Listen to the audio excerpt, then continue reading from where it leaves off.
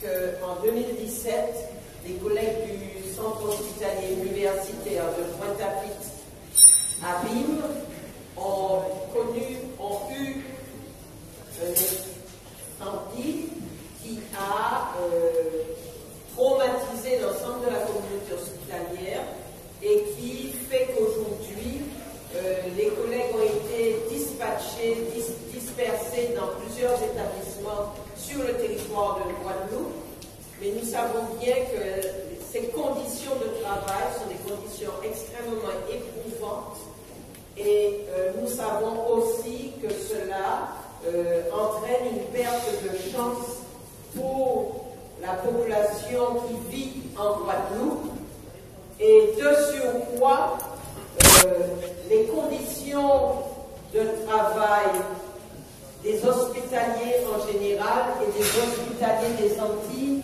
et de la Guyane sont extrêmement difficiles parce que vous savez qu'à 8000 km de la France, tout ce que l'hôpital achète coûte plus cher.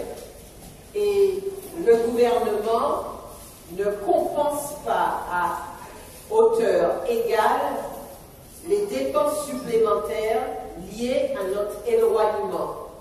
Le gouvernement non plus ne compense pas le fait que certaines activités qui nécessitent de rayonner sur une population de millions d'habitants, alors qu'on rayonne sur une population de 400 000 habitants, tout cela entraîne un surcoût qui n'est pas compensé à hauteur égale au niveau du budget du Centre hospitalier universitaire de la Martinique. Mais ce que nous vivons en Martinique, c'est ce que connaissent et que vivent les hospitaliers de Guyane, de Guadeloupe et de l'île de la Réunion. Je ne parle même pas de Mayotte parce que Mayotte est arrivé plus tard et si on décrit ce qui se passe à Mayotte, bref. Donc, pour ces 4 régions, départements qui sont dans cette situation depuis un moment, on vit des conditions de travail qui sont inacceptables. Nous-mêmes, en Martinique, on a eu à se mobiliser à plusieurs reprises. L'an dernier, on a eu à se mobiliser fortement. Cette mobilisation a eu quelques conséquences positives puisque nous nous sommes retrouvés à plusieurs milliers dans la rue et suite à ces mobilisations, le gouvernement a concédé le déblocage de certains nombres de millions. Ces millions ont été vite absorbés et nous nous retrouvons aujourd'hui avec une dette qui est aussi importante. Nous nous retrouvons avec un coefficient géographique qui n'a jamais été mis à la hauteur de ce qu'il devrait être. Et nous nous retrouvons avec un gouvernement qui a décidé de diminuer le nombre de lits pour le CHUM, par exemple, et de diminuer aussi sous les effectifs, c'est-à-dire de ne pas remplacer ceux qui partent à la retraite. Et dans notre quotidien, cela fait des conditions de travail éprouvantes, inacceptables, des situations de personnel qui sont difficiles à vivre parce que nous sommes des êtres humains, nous avons une famille, nous avons des enfants, nous avons un compagnon ou une compagne et des fois c'est compliqué d'organiser la prise en charge de nos enfants, de notre progéniture, quand nous travaillons dans des services où au pied levé, on change nos roulements, où au pied levé, on nous dit vous n'êtes pas là ce matin, il faudra retourner cet après-midi, où on nous dit eh bien on n'a pas trouvé de remplaçant, donc il faut assurer la nuit de ce soir. C'est ça que vivent les hospitaliers depuis un certain temps. Face à cela, on a eu à se mettre debout, on a eu des fois des réactions, on a eu des fois des choses positives, mais les problèmes de fond demeurent. Et nous avons estimé que nous ne pouvons pas rester indifférents à ce qui se passe en Guadeloupe. Nous ne pouvons pas rester indifférents parce que demain, s'il se produit un événement majeur sur le territoire de la Martinique, où c'est qu'on ira? C'est en Guadeloupe qu'il y a un centre hospitalier universitaire.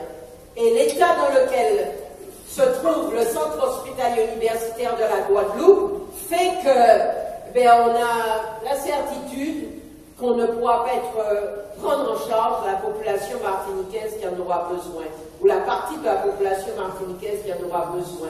Et c'est pas en prenant un Boeing et en allant en France qu'on sera sauvé, puisque le temps de partir d'ici et d'arriver là-bas, 12 heures seront écoulées. Et donc en 12 heures, nous a passé le port.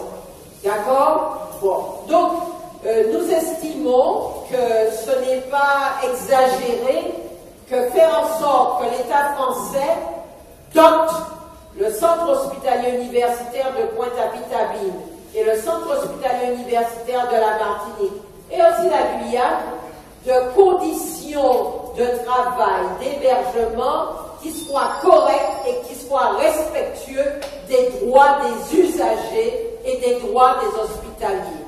Et c'est dans ce sens que nous avons cru important d'appeler les collègues à venir ce matin à 8 heures dans le hall de l'hôpital de Pierre-Zobda Kittmann pour exprimer à la fois leur solidarité avec les collègues de Guadeloupe, mais aussi pour exprimer le fait qu'il faudrait que nous, ensemble, nous puissions nous mettre ensemble pour exiger les moyens nécessaires pour prodiguer des soins corrects à la population, mais pour qu'on puisse aussi nous donner des conditions de travail qui ne font pas qu'on tombe en burn-out, en souffrance, parce que bon nombre de nos collègues passent aussi par ce stade du burn-out, de la souffrance au travail, et des fois sont coupés de leur activité professionnelle pendant plusieurs mois parce qu'ils ont tiré sur la corde et qu'à un moment ils n'en pouvaient plus.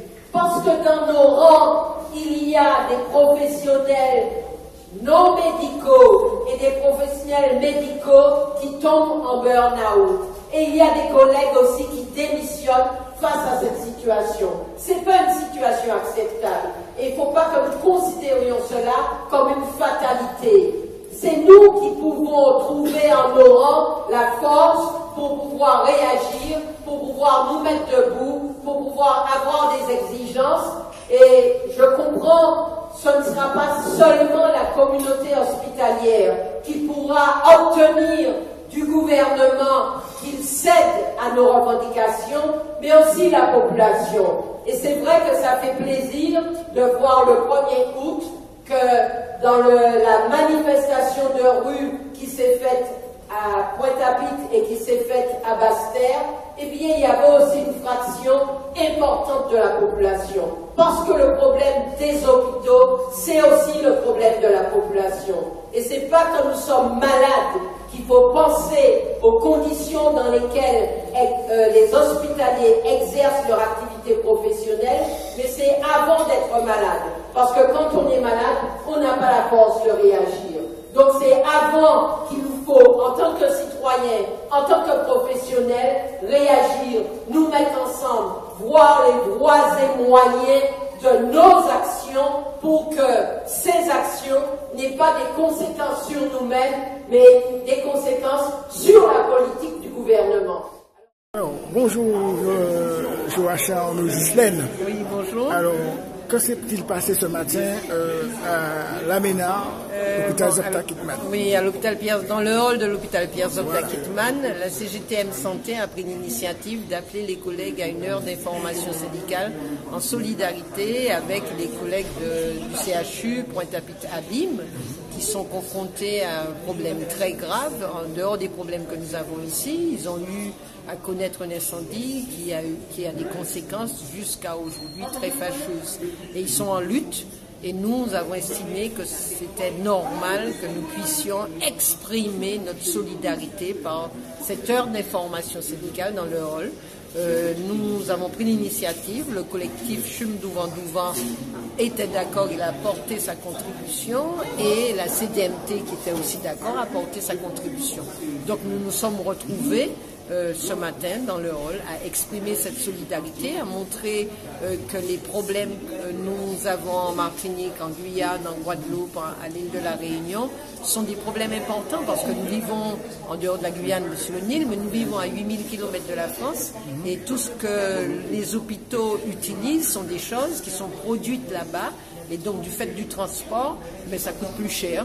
Et pourtant, le gouvernement qui est au courant, celui-ci comme tous les autres avant, il ne dote pas les hôpitaux d'un budget leur permettant de pouvoir faire face à ce surcoût. Ça fait longtemps qu'on réclame un surcoût qui est l'équité entre la prise en compte des conditions de travail et de vie et de soins des personnes vivant aux Antilles, et puis la France, mais le gouvernement s'obstine à nous donner un coefficient géographique inférieur à ce qu'il devrait être. Il y a ce premier problème. Deuxième problème, il y a des activités qui nécessitent une population de 1 million. Nous ne sommes pas une population de 1 million, nous sommes une population de 400 000 à peu près. Eh bien, donc ça veut dire que ces activités, comme nous sommes CHU, nous sommes obligés de les avoir, et ces activités entraîne un surcoût important. Là aussi, il faudrait compenser pour qu'il y ait équité. Eh bien, le gouvernement ne compense pas pour qu'il y ait l'équité. Donc, on part avec des bourrelets, avec des conditions qui rendent les conditions de travail plus pénibles ici, et les dirigeants des établissements des Antilles, eh bien, c'est sur le personnel qu'ils se rabattent. Ils demandent aux collègues de venir travailler leur jour de repos, ils bouleversent les plannings des gens, c'est des situations... Justement, c'est une situation qui commence à devenir, je dirais même, dangereux pour certains, puisqu'on constate qu'il y a des personnes qui partent au burn-out, d'autres entrent en arrêt de maladie. Il y a beaucoup de collègues, plus de collègues qui sont en burn-out, aussi bien des collègues paramédicaux, administratifs, mais aussi des collègues médecins qui sont en burn-out. Donc, parce que si vous voulez, quand votre activité professionnelle, vous la faites dans des conditions inacceptables et que vous savez inacceptables. Quand vous savez les conséquences sur le patient, vous ne pouvez pas être indifférent. Vos nerfs, vous le faites une fois, 2 fois, 3 fois, il y a un moment où vous en avez assez, parce que c'est une remise en cause de tout ce qui est votre éthique.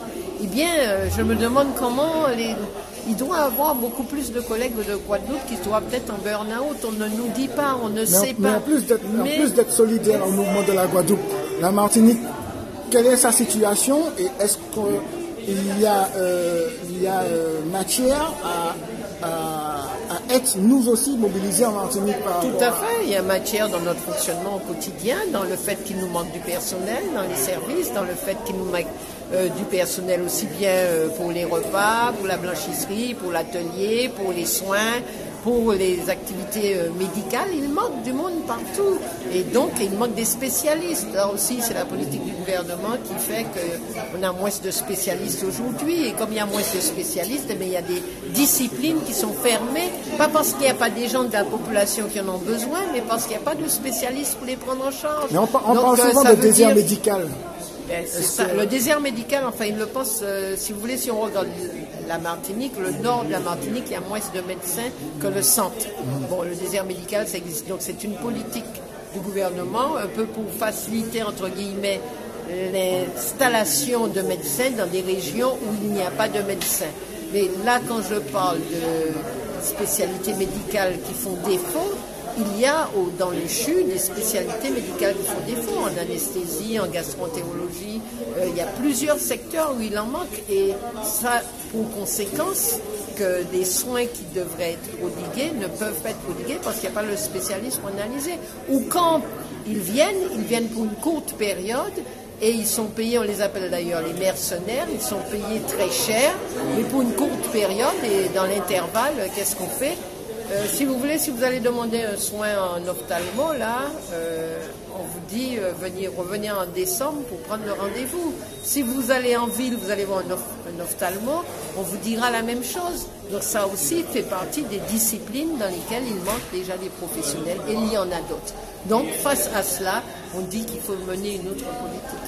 Et que les hospitaliers en Martinique, la population en Martinique, c'est elle qui doit se mobiliser pour avoir ces exigences-là en direction du gouvernement actuel, comme des autres qui vont venir derrière, parce que les gouvernements qui sont à la tête de l'État français ne sont pas des gouvernements qui sont au service de la population, ils sont au service des gens qui ont du fric.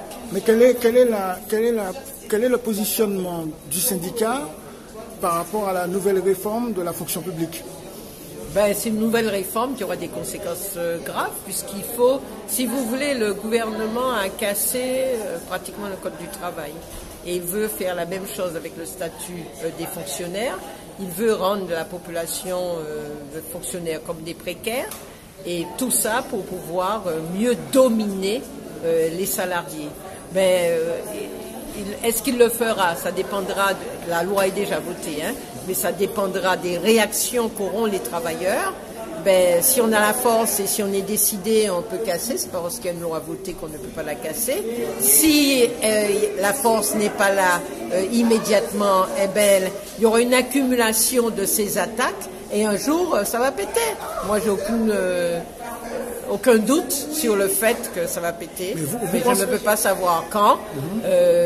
Les travailleurs, apparemment, ils sont conscients qu'ils ont une force, mais ils ne sont pas conscients que cette force, c'est une force collective et qu'il faut l'utiliser collectivement. Il n'y a pas de messie, il n'y a pas des gens qui sont des oraux, qui ont le pouvoir tout seuls de changer pour eux. Souvent dans la population, on entend dire, c'est vrai, les élus ils doivent prendre position sur un certain nombre de problèmes, mais en soi, les élus, c'est pas eux qui ont la force de changer. Les élus, ils ont la force d'analyser, ils ont la force de dire, et ils ont la force de dire à la population, c'est nous ensemble.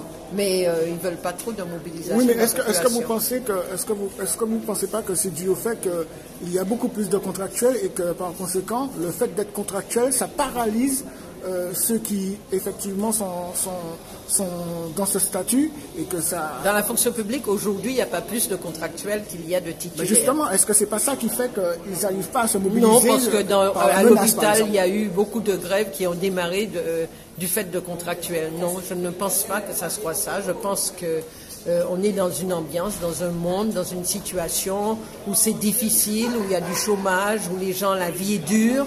Et la solidarité qui s'exprime à un moment donné, elle s'exprime un peu moins maintenant, mais elle va s'exprimer à nouveau, je n'ai pas de doute dessus. C'est le contexte aujourd'hui qui est comme ça. Le contexte aujourd'hui, si vous voulez, aujourd'hui, on va dire que ce sont ceux qui dominent, qui ont le rapport de force en leur faveur. Mais le rapport de force, nous l'aurons. Il viendra, on le construira. Maintenant, quand est-ce que c'est demain, après-demain, ou dans un an, ou dans 2 mois? Je suis incapable de vous le dire, mais je sais que c'est par le rapport de force qu'on arrivera à se faire entendre et à forcer ceux qui prennent des décisions qui vont à l'encontre des intérêts de la population et des travailleurs à les prendre. Et quel est votre point de vue par rapport à la retraite à points?